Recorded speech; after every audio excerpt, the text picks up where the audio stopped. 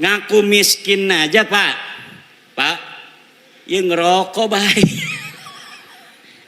Harus ada apalagi orang yang ngaku cucu. Betul apa tidak? Orang yang ngaku miskin harus ada dalil, apalagi orang yang ngaku cucu. Mana dalilna? Ngaku-ngaku cucu Nabi. Mana kitabnya? Mana hasil tes DNA-nya? Ora ono. Kita belaka, sejarah helaka, tes DNA ini melenceng ning dindi. Tes DNA ini melenceng nangen dindi. Ada di Indonesia Bu.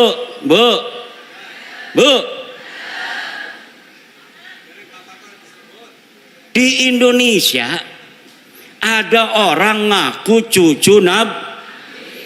Dalam tubuhku mengalir darah Rasulullah. Datang ke kiai, minta duit 40 juta. Baru saya dapat ini sebuah testimoni dari kiai di Purbalingga, bukan Purbalingga, di Banyumas. Ada kiai diparanin oleh seorang yang ngaku cucu Nabi. Yang ngaku cucu Nabi namanya Habib. Apa namanya? Nama klannya keluarga Baklawi. Keluarga apa? Dia minta uang 40 juta. Dulu katanya biasanya langsung dikasih kalau lagi punya. Kalaupun tidak punya uang, maka akan dicarikan uangnya untuk Habib, orang yang ngaku cucu Nabi, dengan harapan mendapatkan barokah dan syafaat dari baginda Nabi. Tapi kiai ini sudah dengar, ada di Banten namanya Imaduddin Usman, sudah meneliti bahwa para habib-habib yang ada di Indonesia yang ngaku cucu Nabi ini ternyata bukan keturunan Nabi.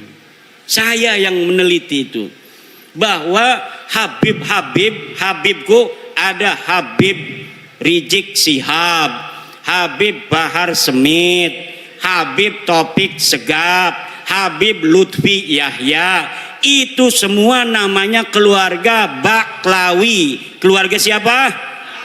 Saya sudah teliti seteliti-telitinya berdasarkan kitab-kitab nasab, kitab-kitab sejarah, hasil tes DNA, bahwa mereka dengan pasti mustahil sebagai keturunan baginda Nabi besar Muhammad sallallahu alaihi wasallam. Tidak terima, silahkan undang saya untuk berdebat. Kalau tidak terima, mana ente punya dalil? Kalau tidak terima, mana hasil tes DNA ente? Saya sudah tahu hasil tes DNA dari Habib-habib ini. 180 orang di Yaman sudah tes DNA dan hasilnya haplogrupnya G. Sedangkan keturunan Nabi Muhammad semuanya di Arab Saudi, di Yordan, di Maroko, haplogrupnya J1.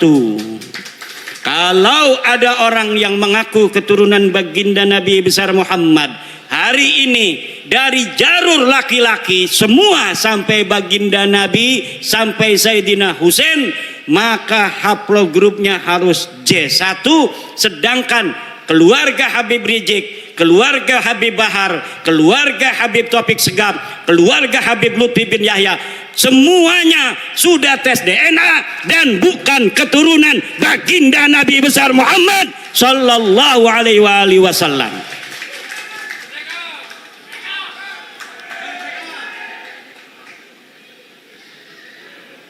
Itu ceritanya. Kembali kepada Kiai Banyumas tadi tuh. Karena dia sering mendengerin saya, ketika si Habib ini minta uang 40 juta, dia acting pura-pura jadeb. Kiai Imad pahlawanku, Kiai Imad pahlawanku, Kiai Imad pahlawanku. Langsung Habibnya kabur.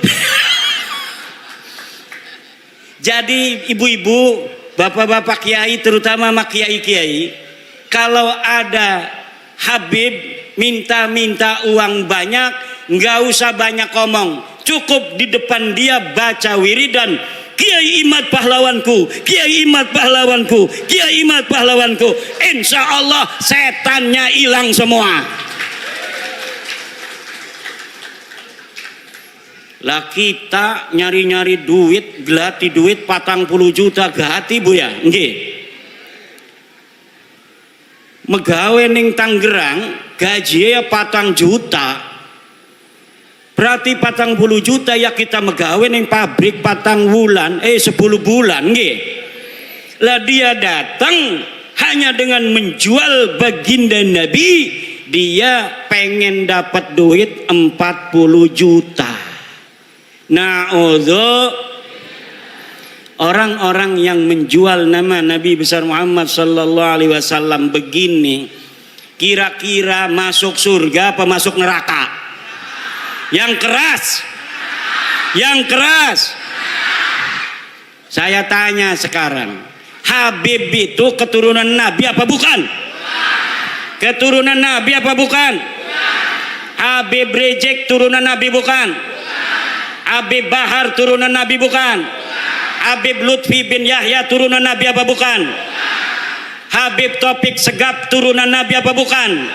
Orang Purbalingga sudah bersaksi bahwa mereka bukan keturunan baginda Nabi besar Muhammad.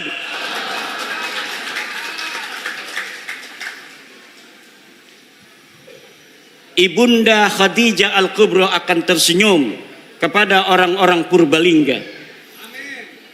Sayyidatuna Fatimah Az-Zahra akan berbahagia kepada orang Purbalingga.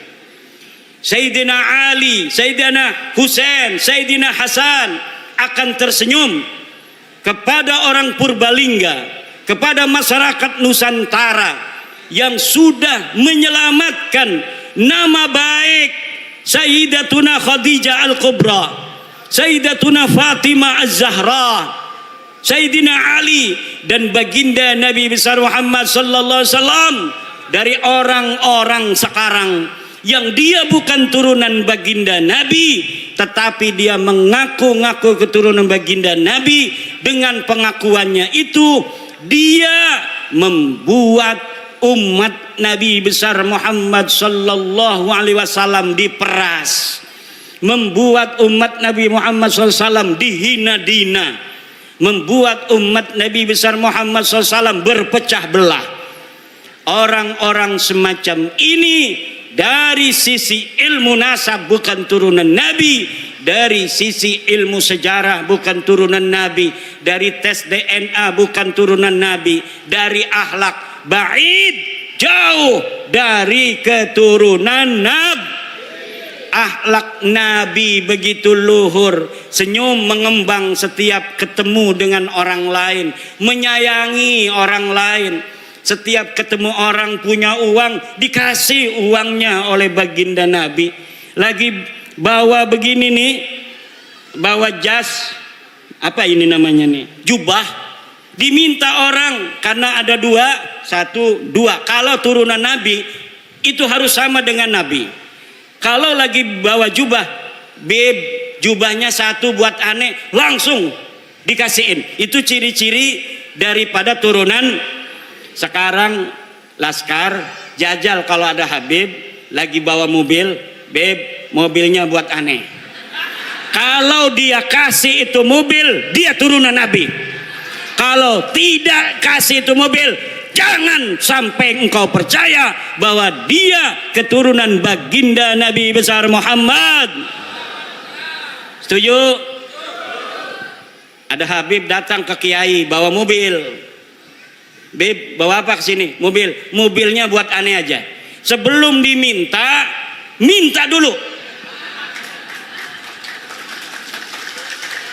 Sebelum dia minta uang, minta dulu apa yang dia bawa. Dia bawa udang-udang begini, pinta. Dia bawa jubah begini, pinta. Wah, berarti Ki Imad nanti kita minta coba kasih enggak? Ya enggak. Aneh kan enggak ngomong-ngomong, aneh turunan Nabi. Ente punya istri, cerai, nanti aneh kawinin, ente masuk surga. Ada Profesor Manahem Ali berriwayat, ada seorang kiai istrinya cantik jelita. Tahu istrinya satu atau dua saya nggak tahu itu. Yang jelas dia istrinya cantik.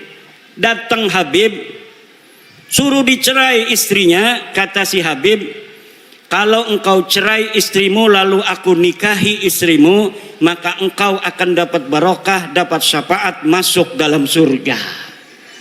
Na'udzu.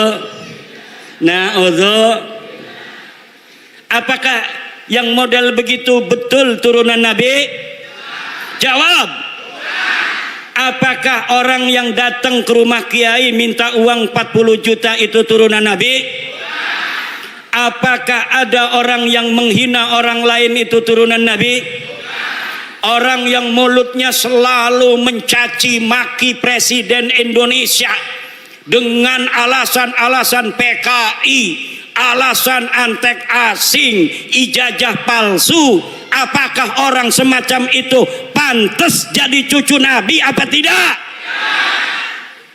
Dia cucu Nabi bukan? Orang yang selalu membuat keonaran. Orang kampung kita suruh demo tiap hari nggak dibayar. Katanya untuk bela agama Islam. Kemudian orang-orang kampung kita meninggalkan pekerjaannya, meninggalkan kegiatannya, suruh demo tiap hari. Dia yang dapat duit, orang-orang kampung kita yang kerjaannya acak-acakan, ekonominya murat-marit, istrinya muring. Tahu muring? Istrinya muring, ngambek, marah-marah karena dia jaga warung ditinggalin. Apa betul? Dia bertani, taninya macul tidak disempurnain. Dia jagain pancingan lele, pancingan lelenya ditinggalin. Kenapa? Suruh demo, katanya membela agama, menurunkan antek-antek Cina, menurunkan antek-antek asing. Tapi ternyata perjuangan mereka semata-mata bukan untuk agama, bukan untuk rakyat, bukan untuk bangsa, tetapi untuk tingginya nama mereka sendiri dengan mengorbankan putra-putri Indonesia agar masa depannya acak-acakan, tetap miskin, melarat, tidak punya pekerjaan. Na'udzu. Bu, anak ibu mesantren, betul apa tidak? Anak ibu mesantren pengen jadi kiai, betul? Kiai Sahal sangat bahagia kalau anak ibu-ibu melebihi kiainya. Makanya saya bikin syair, ya Rabbi bil khalil iftah kulla talibina waj'alhumu khairan minna wa khairal umami. Ya Rabbi bil khalil iftah kulla talibina waj'alhumu khairan minna wa khairal.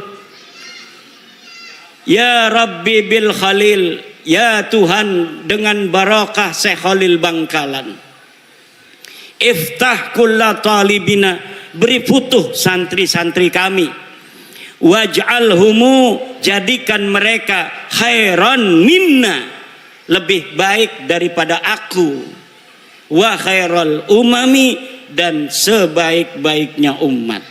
Seorang kiai akan bahagia kalau muridnya lebih pinter daripada dirinya. Betul?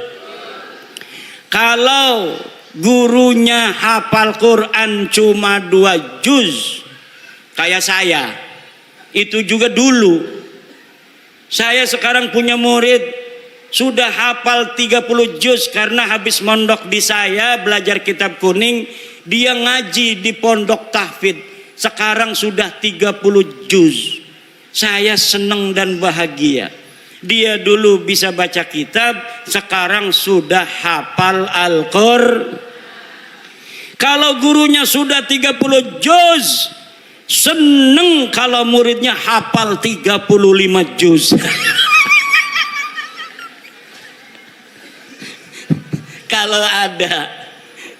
Kalau ada lebih dari 30 juz itu senang mungkin gurunya. Tetapi ada seorang atau sebuah kelompok, dia tidak bergelar kiai. Kalau kiai, muridnya jadi kiai senang, betul? Tapi ada Habib punya murid namanya Mukibin. Ini Mukibin tiba-tiba pas udah 2 tahun dia pakai Al-Habib. Wong Banyumas, gua Al-Habib. Lah kira-kira gurunya itu yang seorang Habib marah apa tidak kalau ada murid tiba-tiba make gelar Al-Habib? Marah, itu bisa dipukulin, dipersekusi.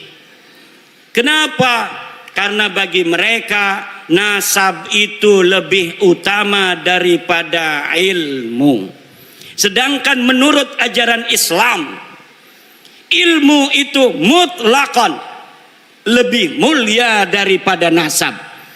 Ilmu itu mutlakon lebih mulia daripada takwa adalah kunci daripada kemuliaan. Ukuran daripada kemuliaan adalah takwa. Inna akramakum indallahi, sesungguhnya orang yang paling mulia di antara kalian adalah orang yang paling bertakwa. Itu adalah barometer kemuliaan. Siapa orang paling bertakwa, dialah orang yang paling mulia.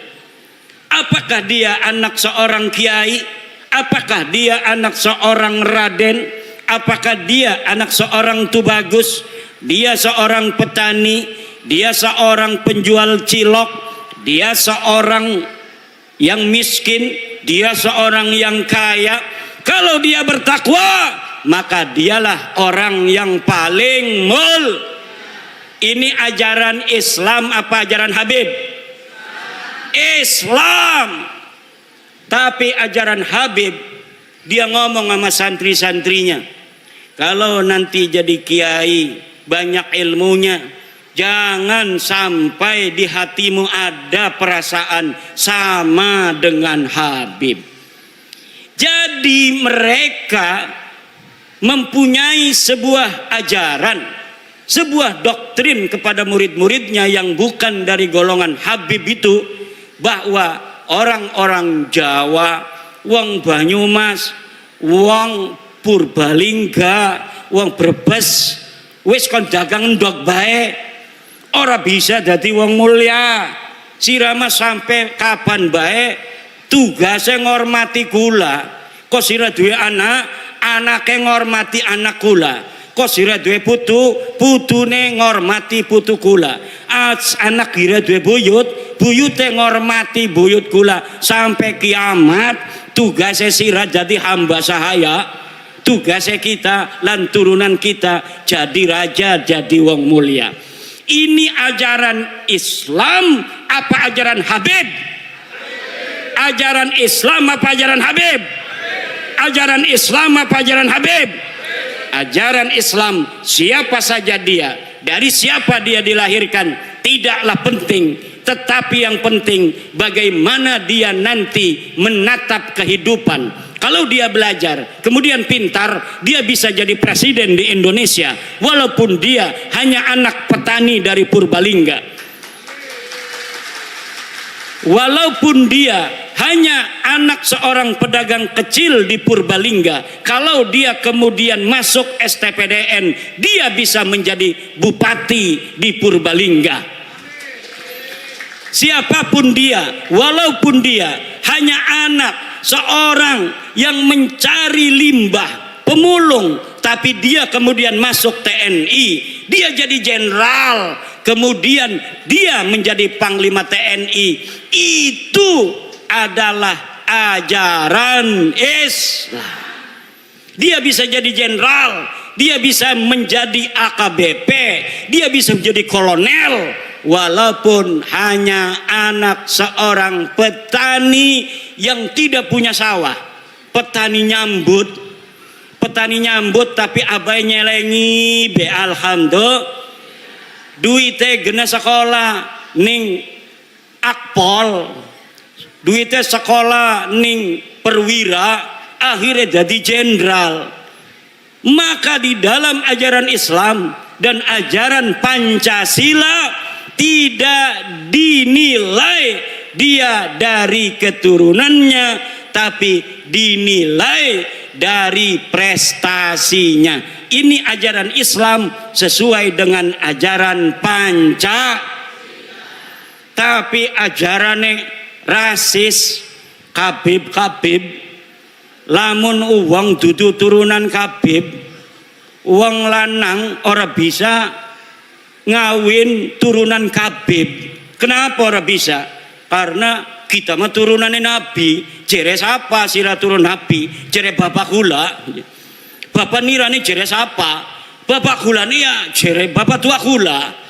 Bapak tua kamu kata siapa? Kata, tapi saya minta buktinya. Tidak ada bukti. Saya minta dalilnya. Tidak ada Saya minta tes DNA, hasil tes DNA-nya haplogrup G.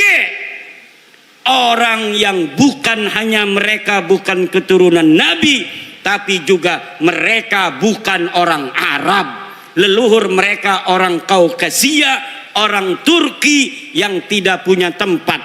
Mereka hidup nomaden, kemudian mereka tinggal di Kaukasus, kemudian dihancurkan, menyebar ke India, menyebar ke Pakistan, menyebar ke Eropa, menyebar ke Yaman. Dari Yaman pindah ning Indonesia. Ning Indonesia ngaku putune Nabi. Jadi wes ibu-ibu nurut ning kiai-kiai desa. Nurut ning kiai-kiai ning desa kita ana sing ngajar Fathul Qorib ning musola. Wonge 5 sing ngaji, sing siji ngantuk, sing siji izin. Tinggal wong telu, sing telu ning ngantuk. Ngajar Fathul Qorib kiai, dia yang ngajar ngaji, dia yang bawa kopi. Dia yang ngajar ngaji, dia yang bawa kopi.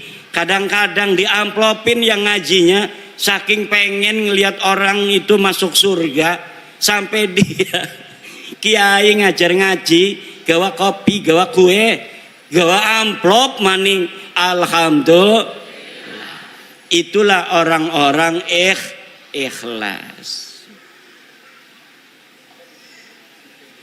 Lah sekarang Bu, karena mereka sudah tahu bahwa mereka itu gagal jadi keturunan Nabi, ngegawa-gawa Wali Songo supaya gagal jadi turunan Nabi. Kata mereka Wali Songo juga sama turunan Baklawi. Padahal dari zaman dulu mereka menghina-hina Wali Songo, keturunannya tidak ada. Wali Songo keturunannya terputus. Tapi sekarang sudah diteliti mereka bukan cucunya Nabi. Mereka katakan Wali Songo itu keluarga mereka, Baklawi. Rizik Syihab sebelum saya membuat tesis tentang bahwa para Khabib itu bukan turunan Nabi, dia ditanya oleh orang tentang Azmat Khan.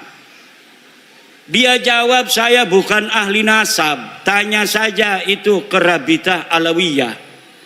Sekarang dia ketika nasab Habib ini sudah putus, gagal jadi putune Nabi, dia kemana-mana kampanye, ceramah muter-muter, mengatakan bahwa Wali Songo Sunan Gunung Jati, anaknya yaitu Sultan Hasanuddin, adalah merupakan keturunan dari Ba'lawi sama dengan Habib-Habib. Iki arane pengen ngegawa Wali Songo rungkat kaya dewekanane. Mereka sudah rungkat, mereka tidak sudi, tidak ridho. Kalau hanya mereka yang rungkat, mereka juga ingin bawa-bawa Wali Songo yang asli putune Nabi. Wali Songo asli putune Nabi, pengen supaya Wali Songo juga sama-sama putus nasabnya, sama-sama rungkat nasabe 2024. Ning dindi ceramah muter-muter pakai takbir lagi, salah pakai takbir. Saudara-saudara, Sunan Gunung Jati punya istri Nyai Rara Santang, takbir. Ligane salah. Nyai Rara Santang itu bukan istrinya Sunan Gunung Jati, tapi ibunya Sunan Gunung Jati. Udah salah pakai takbir. Takbir. Marah anak-anaknya keturunan Sunan Gunung Jati, akhirnya minta maaf. Saya mohon maaf. Sekarang dia ngomong lagi bahwa Sunan Ampel adalah anaknya Sunan Gresik. Salah maning bae. Kalau di Banten dia takut sama cucu-cucu Sultan Hasanuddin seperti saya sampai dia minta maaf. Sekarang saya tantang cucu-cucu Sunan Ampel yang ada di Surabaya, bisa tidak mereka membuat Rizik Syihab minta maaf kepada keturunan Sunan Ampel Surabaya?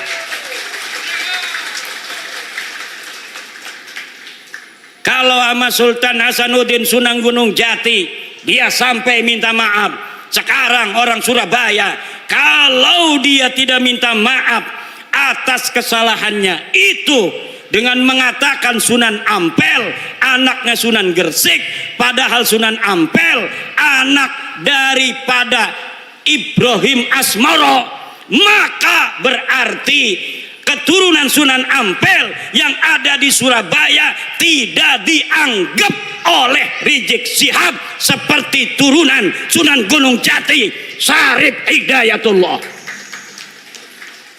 Coba mana eta turunan Sunan Ampel di dia? Tuntut, suruh minta maaf. Bukan bapaknya Sunan Ampel Ibrahim Asmoro Kondi. Kalau Sunan Gresik itu Maulana Malik Ibrahim. Harus minta maaf. Semakin ngomong semakin banyak salahnya dia. Karena apa? Bukan ahli nasab, nggak ngerti nasab, maksa-maksain bicara nasab. Saking marahnya sama saya, marah bener sama saya itu. Saya sejak kecil jadi cucu Nabi, masa mau mati jadi mantan cucu Nabi? Yang bener aja. Ama Roma Irama marah juga. Roma Irama sampai ditelepon marah. Kata Roma Irama, siapa lu negur-negur gue? Wih, hebat juga tuh Bang Haji. Bang Haji Roma kenal bu? Bu, kenal nggak Bang Haji Roma? Yang nyanyi apa contoh lagunya? Sebujur Bangkai. Satu lagu Rhoma Irama Sebujur Bangkai lebih utama dari ceramah para habaib 70 habaib. Satu lagu Sebujur Bangkai Rhoma Irama lebih mulia dan lebih manfaat bagi umat Islam daripada ceramah 70 habaib.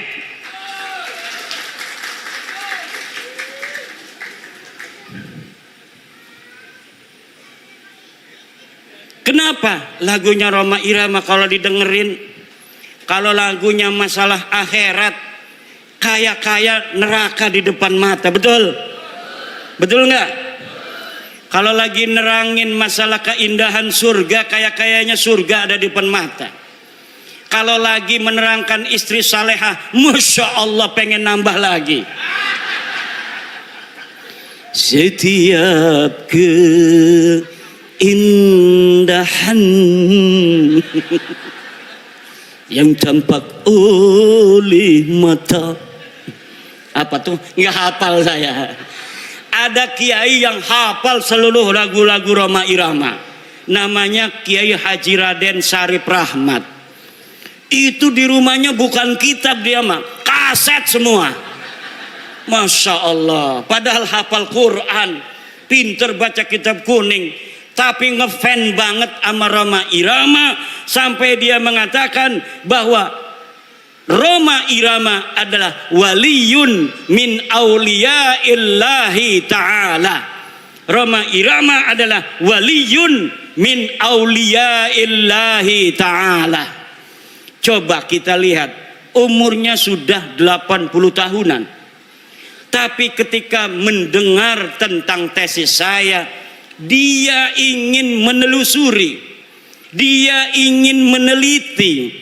Kemudian sekarang dia mempunyai keyakinan bahwa para habib ini bukan keturunan baginda Nabi besar Muhammad sallallahu alaihi wa alihi wasallam.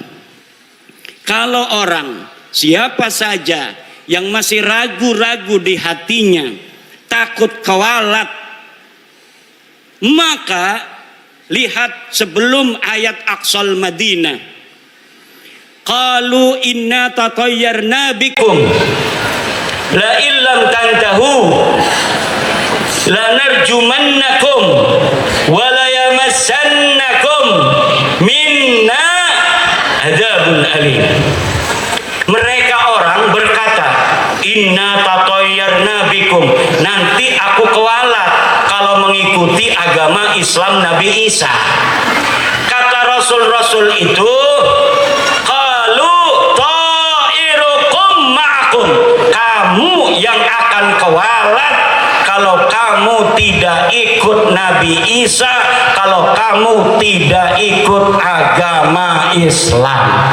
Pada kalau masalah habib, lamun ana sing ngomong, kalau ada yang berkata bahwa orang-orang yang membatalkan nasab Ba'lawi dia akan kewalat, maka saya katakan ta'irukum ma'akum, kamu yang akan kewalat karena kamu telah mengakui orang yang bukan keturunan Nabi sebagai keturunan Nabi.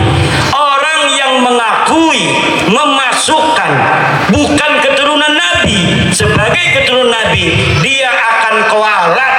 Dia telah menyakiti baginda Nabi, dia telah menyakiti ibunda Khadijah Al-Kubra, dia telah menyakiti Sayyidah Fatimah Az-Zahra, dia telah menyakiti Sayyidina Ali karramallahu wajhah. Kenapa? Kenapa kamu yang akan kualat? Karena kamu mengaku duriah Nabi, tidak punya dalil. Aku Imaduddin Usman membatalkan nasab kamu dengan dalil-dalil. Ini dalilnya dari kitab nasab. Mulai abad kelima, 6, 7, 8, 9. Tidak ada leluhur kamu disebut, dicatat sebagai keturunan baginda Nabi. Ini kitab sejarahnya. Mulai dari abad keempat, 5, 6, 7, 8, 9. Tidak ada leluhur kamu dicatat dalam sejarah sebagai apapun, baik sebagai ulama maupun sebagai turun nabi. Tidak ada leluhurmu yang jadi ulama, tidak ada leluhurmu yang jadi wali, tidak ada leluhurmu yang dicatat sebagai keturunan nabi. Lalu kamu katakan Ubaidillah sebagai imam. Imam dari mana? Kamu katakan Alwi sebagai muhaddis. Muhaddis dari mana? Tidak ada orang yang mencatat di masanya pada abad ke-5, ke-6, ke-7 mereka sebagai ulama, mereka sebagai muhaddis, mereka sebagai turun nabi. Teu aya, pokok nama teu aya. Ngerti ente? Ya kalau sudah tidak ada dalil, premen maning. Imad tolong si husnudon beh. Ora bisa, doraka kita. Asup ka neraka aing. Lamun geus nyaho sia lain keturunan nabi, tapi orang masih ngomong sia turun nabi, aing asup ka neraka. Aing mah embung asup ka neraka eta. Aing mah embung asup ka neraka. Kita mau orang pengen manjing neraka. Ku ibu-ibu pengen orang manjing neraka. Bu, pengen orang manjing neraka. Ari boten aja nganggep Baklawi turun nabi maning ya. Lamun masih nganggep turun nabi manjing neraka. Ada kiai protes sama saya. Hai Kimat, kenapa pernah mengatakan walaupun ulama-ulama di dunia memfatwakan karena suatu hal Baklawi sebagai cucu Nabi, saya tidak akan terima. Saya pernah ngomong begitu, betul. Tapi Pak, lihat kata-kata saya, dengar kata-kata saya, ada kalimat karena suatu hal. Kalau ulama-ulama sedunia berfatwa memfatwakan karena suatu hal Baklawi sebagai cucu Nabi, saya tidak akan terima. Itu kalau dia berfatwanya tidak pakai dalil. Karena suatu halnya itu misalnya pertemanan, seperti Syekh Ali Jum'ah Mesir karena berteman dengan Habib Umar bin Hafid, dia kemudian mengisbat Baklawi. Syekh Ibrahim bin Mansur karena dia sama-sama nasabnya putus, dianggap putus oleh orang Arab, haplogrupnya juga bukan J1, Ibrahim bin Mansur. Akhirnya Ibrahim bin Mansur sekarang membantu Baklawi, Baklawi membantu Ibrahim bin Mansur. Itu namanya karena suatu hal.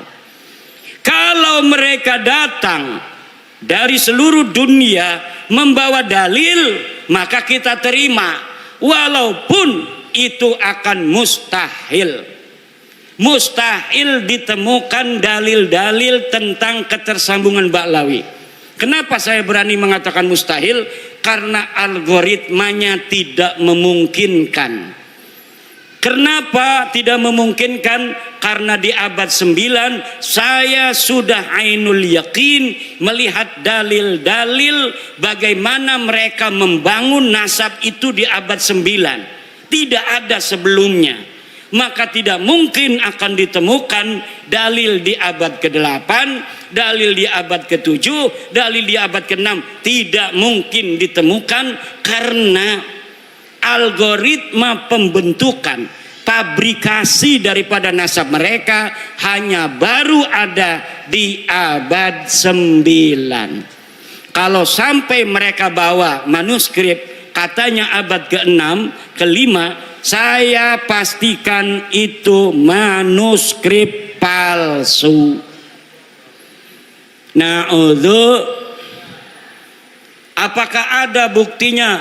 Woi Kiai ngomong manuskrip palsu, manuskrip palsu. Saya sudah menemukan banyak pemalsuan-pemalsuan di dalam sejarah Baklawi. Saya banyak menemukan banyak pemalsuan dalam kitab-kitab Baklawi seperti kitab Abnaul Imam yang ditulis abad kedua Hijriah, lalu ditambahin di abad kelima, kemudian dikatakan sebagai kitab abad kelima.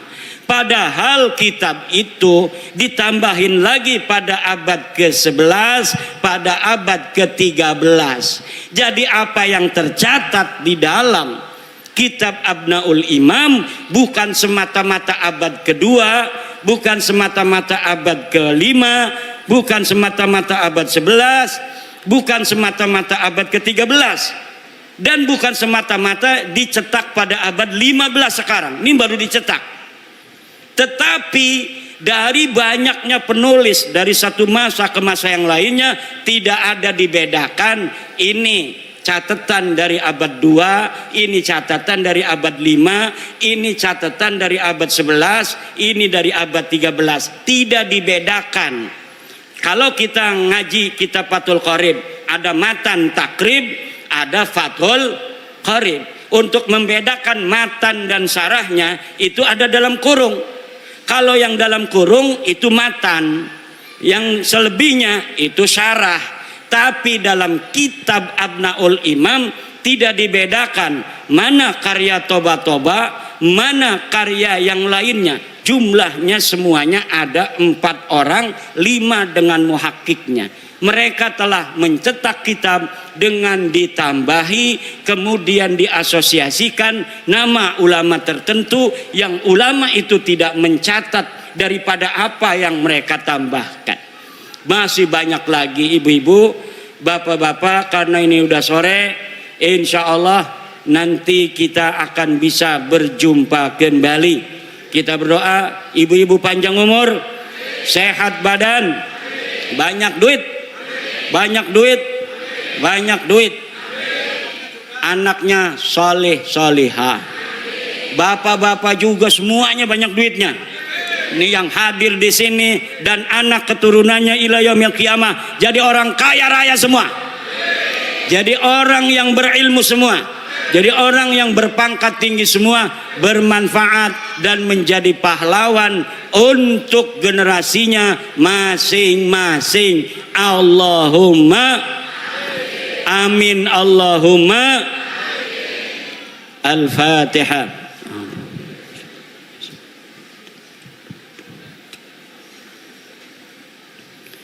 Wallahu huwal muwaffiqu ila aqwami thoriqin.